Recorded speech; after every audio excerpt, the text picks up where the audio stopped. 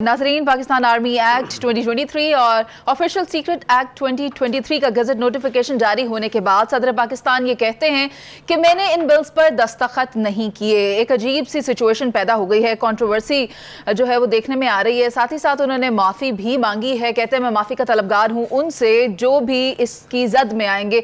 वो किसको मुखातब कर रहे हैं? शाह महमूद, असद उमर और ऑब्वियसली चेयरमैन पाकिस्तान तहरीक इंसाफ की यहाँ पर बात हो रही है। और कहा यह जा रहा है कि अब जो स्पेशल कोर्ट इनके लिए मुरतब की गई है वो 30 दिन के अंदर अंदर कार्रवाई करके अपना फैसला सुनाएगी। यानी कि अब एक नई सूरत हाल पैदा होने जा रही है। होगा क्या, इस पर हम करेंगे बात। देखना यह भी होगा कि साबिक वज़ीर आज़म पाकिस्तान के जो हैं शहबाज शरीफ साहब, वो मुलाकात करने के लिए लंदन में मौजूद हैं। अपने भाई से उनकी मुलाकात हुई है और नई सियासी सूरत हाल क्या होगी हमारे मुल्क में, उस पर बातचीत की गई है। कैंपेन किस तरह चलाई जाएगी, जो बड़े भाई हैं वो वापस कब आएंगे, इन तमाम मामलात पर बात करेंगे। पैनल में मेरे साथ सलीम बुखारी साहब, पीजे मीर सर और नवीद चौधरी साहब मौजूद हैं। तो सबसे पहले गुफ्तगू का आगाज करेंगे। बुखारी साहब, आपकी तरफ आती हूँ, क्या देख रहे हैं जो कंट्रोवर्सी सदर साहब ने पैदा कर दी है? 2 दिन बाद क्या ख्याल आया उनको? देखिए, पहली बात तो ये है कि मुझे यूँ लगता है कि ये ट्वीट जो है ये एक तरह से कन्फेशन है अपनी नाअहली का और अपनी कम इल्मी का।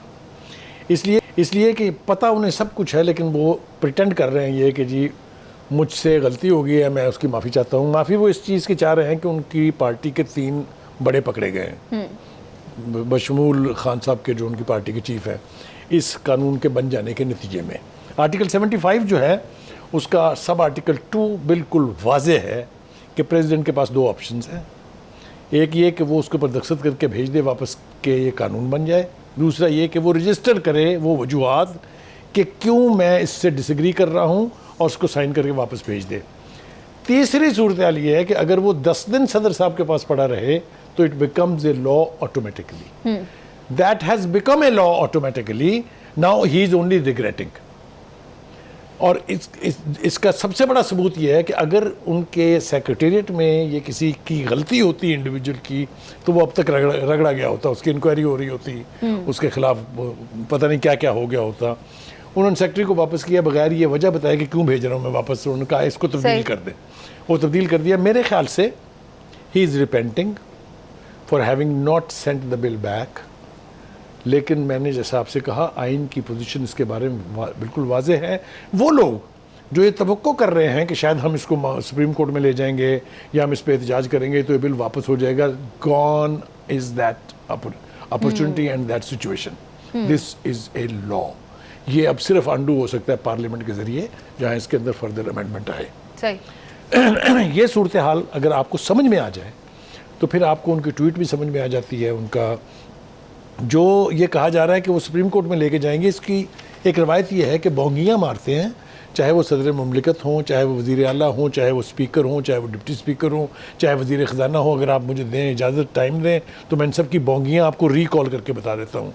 किसी को आप गवर्नर बनाए तो वो गवर्नर हाउस खाली करने के लिए तैयार नहीं है जी। किसी को आप असम्बलियाँ तोड़ने के लिए कहें तो वो 2 मिनट सोचने के लिए तैयार नहीं है। सदर साहब को दस्तखत करने में 2 मिनट की ताख़ीर नहीं लगती है और हर बात पे बाद में पछताए हैं वो। वज़ीर ख़जाना साहब इनके जो हैं वो 2 सूबाई वज़ीर ख़जाना से कहते हैं IMF को ख़त लिख दें कि इनको लोन ना दें। ये करते क्या रहे हैं? जिस बंदे को इन्होंने जिस अहम ओहदे पर बिठाया है उसने गंद ही किया। मैं आपको चैलेंज करता हूँ कि ऐसी गलतियाँ, वज़ीर आज़म को देखें, साइफ़र, एग्जैक्टली आप अंदाज़ा करें साइफ़र से कभी इस तरह खेला जाता है? कभी आपने सुना किसी दूसरे मुल्क में इस तरह से हुआ है? तो ये वो रवायत है जिसके तहत ये प्रेसिडेंट साहब अपनी ज़िम्मेदारी से बचना चाह रहे हैं, लेकिन ये गलती उनसे हुई है। इसकी सज़ा और इसकी जज़ा जो है वो उनको भुगतनी। बुखारी साहब, अब तो उल्टी गिनती शुरू हो गई है ना? 30 दिन के अंदर अंदर इसके ऊपर फैसला सामने आ जाएगा। मछलियाँ तो जाल में फंस गई हैं बुखारी साहब। 3 मछलियाँ। देखिए जी, गुजारिश ये है, दोनों साथियों ने बड़ी वजाहत के साथ इसका तज़किरा किया है। मैं चूँकि डिप्लोमेटिक रिपोर्टर रहा हूँ, इसलिए मुझे इस प्रोसेस का थोड़ा सा तफसील से इल्म है। पहली बात तो ये है कि अगर कोई हुकूमत किसी हुकूमत के ख़िलाफ़ साजिश करे, जो कि अमेरिका को आदत है करने की, वो कोई ऐसी बात नहीं है, तो वो अपने 3rd सेक्रेटरी के ज़रिए उस मुल्क के सफ़ीर को नहीं बताते कि अपने वो मुल्क में बता दें हम आपके ख़िलाफ़ साजिश करने लगे हैं। तो इसलिए पहली बात तो ये गलत है। दूसरी बात, जो सबसे बड़ा कसूर है शाह महमूद कुरैशी साहब का, वो ये है कि उन्होंने फ़ॉरेन सेक्रेटरी को कह के उसका अपनी मर्ज़ी का तर्जमा करवाया। Act number 1। Act number 2, he provided a copy of that cipher to the Prime Minister. Which Prime Minister? Lairao Fine in the public rally, Act 2. Yes. Which is serious violation of the Constitution and the Act. तीसरा, उसको कहा ये घर ले जाए. And he lost This it. is the third act. And वो गुम गया है. This is the fourth act. So मामले की नौयत is not that simple. It's heinous. एक बात. दूसरी बात ये है कि इसने किया क्या साइफर ने. साइफर ने आपके एक सुपर पावर के साथ ताल्लुकात को इतना जेपरडाइज किया कि अब खान साहब पिछले 14 महीने से उसको ठीक करने में लगे हुए हैं. और ये एक ऐसा बयानिया है जिसकी तरदीद भी उसी ने की जिसने बयानिया बनाया. हजरत साहब ने हमें बताया मेरे खिलाफ साजिश की अमेरिका ने. हजरत साहब ने कहा कि नहीं ये तो सब झूठ था, ये अमेरिका नहीं था, ये तो जनरल फलां था. तो कहने का मतलब ये है कि this is not a simple act. ये कानून पास न भी होता तो तब भी ये उतना ही सीरियस है, because Official Secret Act is not a new law. It is there ever since the constitution was made. सही. और उसकी सजा भी पता है लोगों को क्या है, मैं यहाँ दोहराना नहीं चाहता उसको. तो पहली बात तो ये है कि this was a desperate act कि पाकिस्तान की आवाम के बारे में चूँकि जाना जाता है कि ये एंटी एस्टेब्लिशमेंट और एंटी अमेरिकन स्लोगन्स पर फौरी तौर पर रिएक्ट करती हैं. यही कह सकता हूं. नबी साहब, ये तो एक जमहूरी तकाजा भी है कि सबको मिलकर पार्टिसिपेट करना, अपनी रिप्रेजेंटेशन रखनी है. लेकिन बुखारी साहब, आपको क्या लगता है कि जैसा कि नवीद चौधरी साहब कह रहे हैं कि मार्च फरवरी में इंतखाबात हो जाएंगे, तो उसके लिए तो तैयारी भी करनी है. तो नवाज शरीफ साहब वापस आ जाएंगे अगर, तो ये पॉलिटिकली कितना बेनिफिशियल होगा PMLN के लिए? देखिए, नवाज शरीफ साहब के वापस आने की तारीख आपको फ़ौरन आ जाएगी जिस दिन बंदियाल साहब घर पहुंच गए. यानी 16 सितंबर से पहले तो आप इसकी बात ही ना करें. वो ज़ीरो रिस्क जिसकी बात कर रहे हैं राना सनाउल्लाह साहब, वो शुरू ही उस दिन से होगा जिस दिन बंदियाल साहब घर होंगे. क्योंकि उनके होते तो नवाज शरीफ साहब को ना किसी रिलीफ की तवक्को है, ना उन्होंने देना है. एक तो ये है. दूसरी बात ये है कि ये जो शहबाज शरीफ साहब मिलने के लिए गए हैं, इसके पीछे भी बहुत सारी रीज़न्स हैं. एक रीज़न तो ये है कि जो निगरान वज़ीर आज़म साहब हैं, इसके हवाले से जो मुशावरत हुई थी पीपल्स पार्टी और नून लीग का कैंडिडेट कोई और था.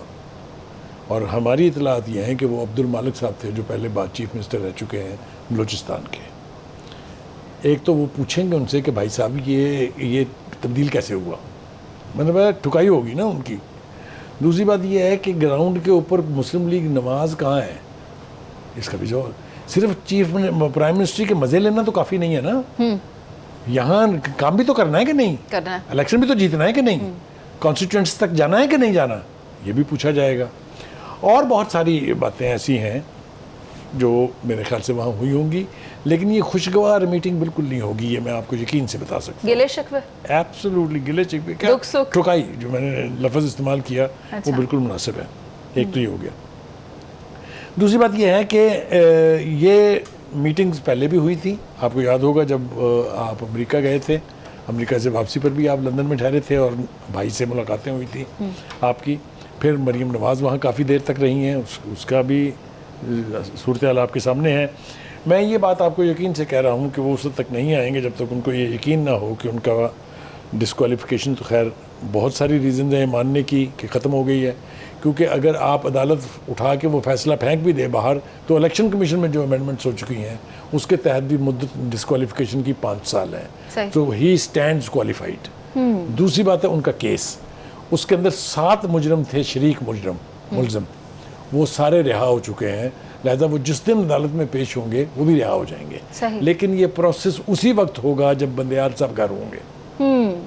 तो ये है सूरत हाल. मैं समझता हूँ कि इस मुलाकात के नतीजे में जो भी बयान नवाज शरीफ साहब की तरफ से आएगा वो आपको सारी सूरत हाल से आगाही देगा कि अब आगे क्या होने जा रहा है. ठीक है, बहुत शुक्रिया आपका सलीम बुखारी साहब. PJ मीरसर और नवीद चौधरी से ही है कि किसी का आना किसी के जाने के साथ मशरूत है.